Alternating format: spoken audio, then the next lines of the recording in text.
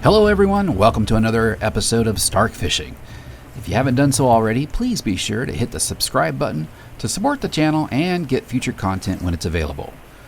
This trip took place on January 17th, and it represents the first of my last two videos in the month of January, where the hybrid striper bite was still on fire behind Clarks Hill Reservoir.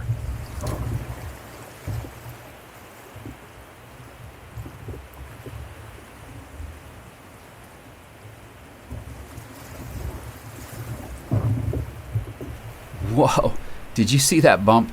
Later you'll see me put one foot up on the edge to give me a little bit of leverage. It was definitely cold on this day. As you can see, the Corps of Engineers are generating on all cylinders and the water is high and fast. So I was having issues with my trolling motor, and rather than using the spot lock, I am tied up to the rope this time. And due to the current, it's definitely a little more rough than what I've experienced in the past. I have a few viewers that get nervous when they see me on the rope like this, and if you're watching and you're one of them, you might want to skip this video.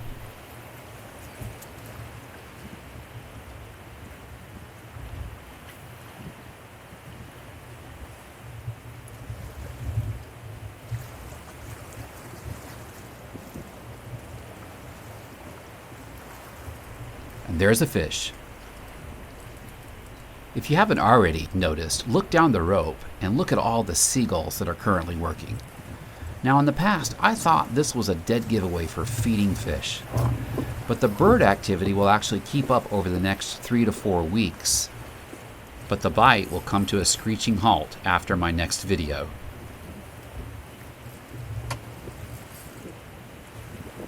So here's a little history about this particular dam. It was built to prevent recurring flooding on the Savannah River in and around the Augusta, Georgia area.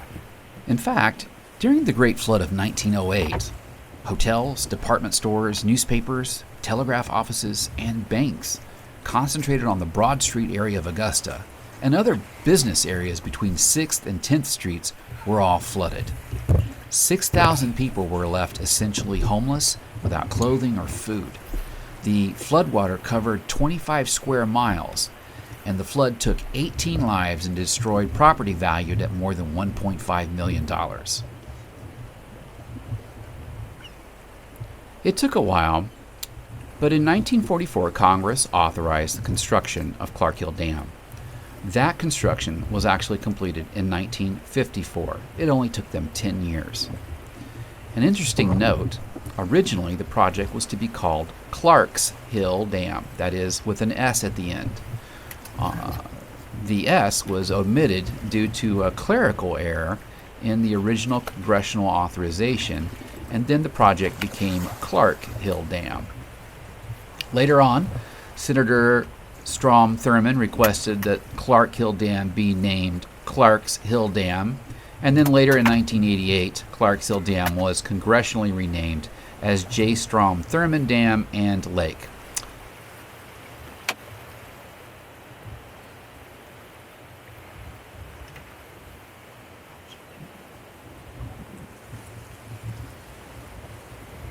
So my first fish wasn't close enough for me to even measure, but not a bad start. Remember, on the Savannah River below Clarks Hill Dam, stripers and hybrids have to be a minimum of 27 inches to keep. Today, I'm using a 3/4 ounce jig with a yellow head and a blue pearl fluke.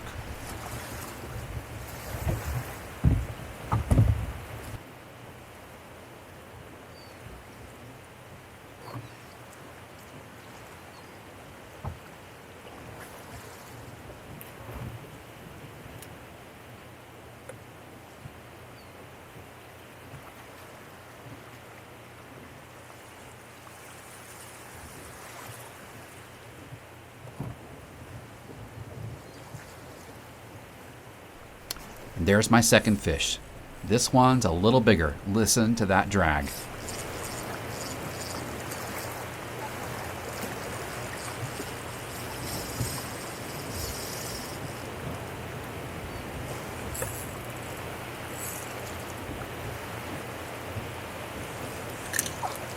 So I don't know if you saw that, but my reel has a tendency to slip on me.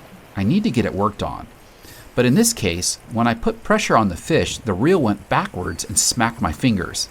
Now, as I said before, it's cold, and I'm telling you, that really hurt.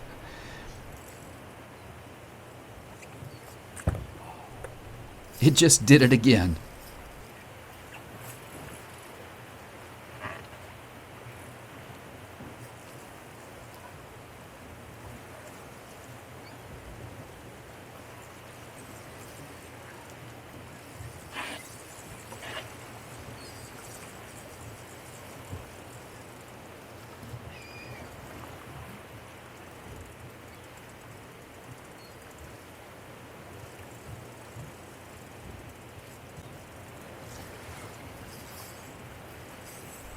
So I'm being careful to make sure that fish has gotten all the way underneath the rope before I bring my pole tip up. Otherwise, I might end up hung up on one of the buoys.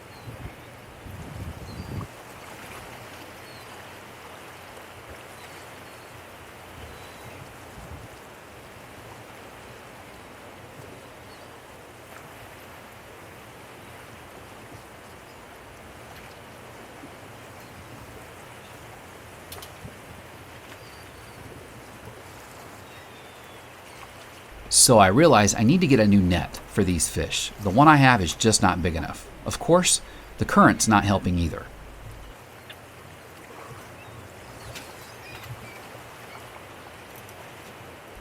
Fifth time's a charm, don't you think?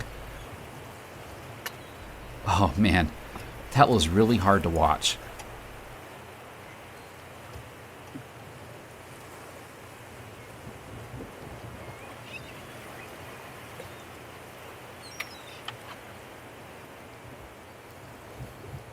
Now that's a good fish. It measured 27.5 inches, and although the video doesn't show it, it's going in the box and on the dinner table.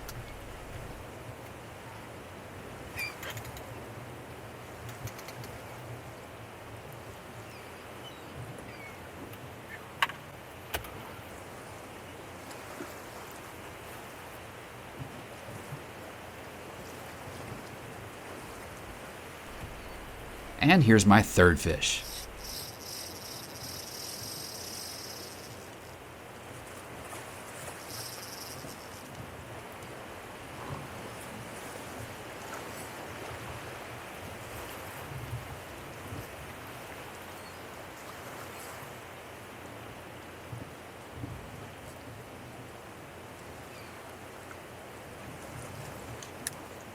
Did you see that? It just happened again.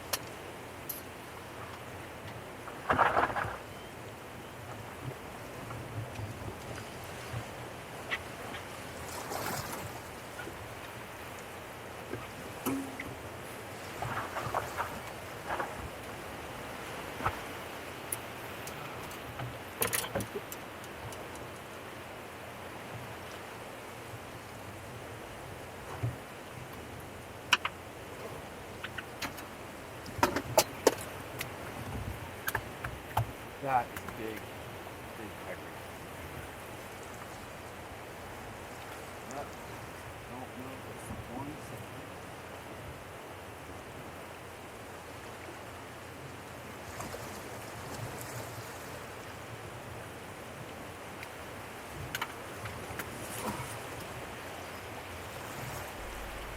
This fish is amazing. 26 inches. But I think it weighs more than the striper that I got in the box.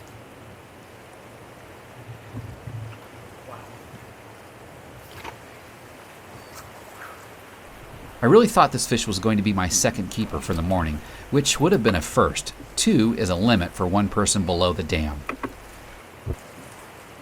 You can see at this point it's starting to warm up. There is a wind, but the dam blocks it. Later in the morning, I had to put my coat back on because it changed directions and it got cold again. Hookup number 4.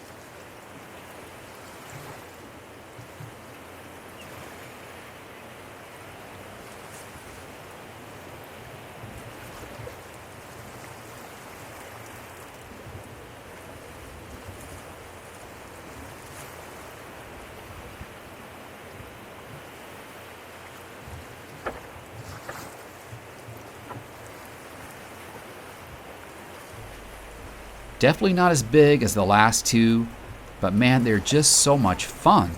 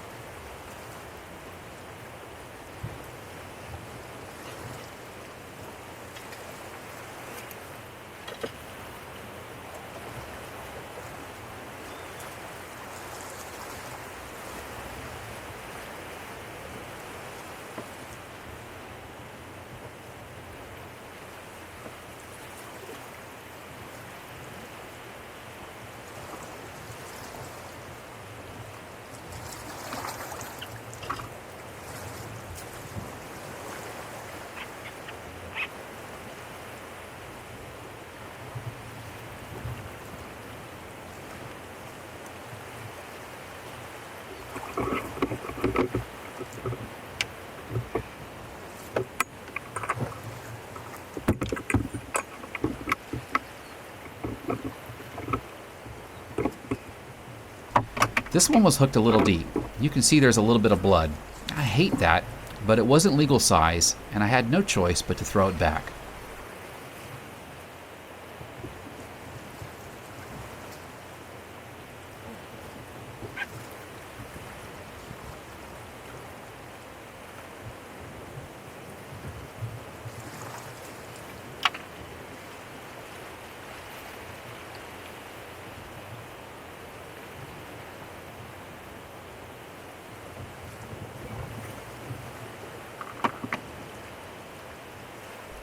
I'm just hoping it survived.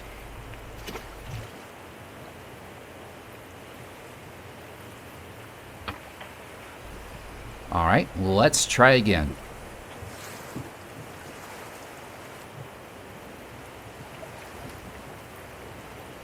And hookup number 5.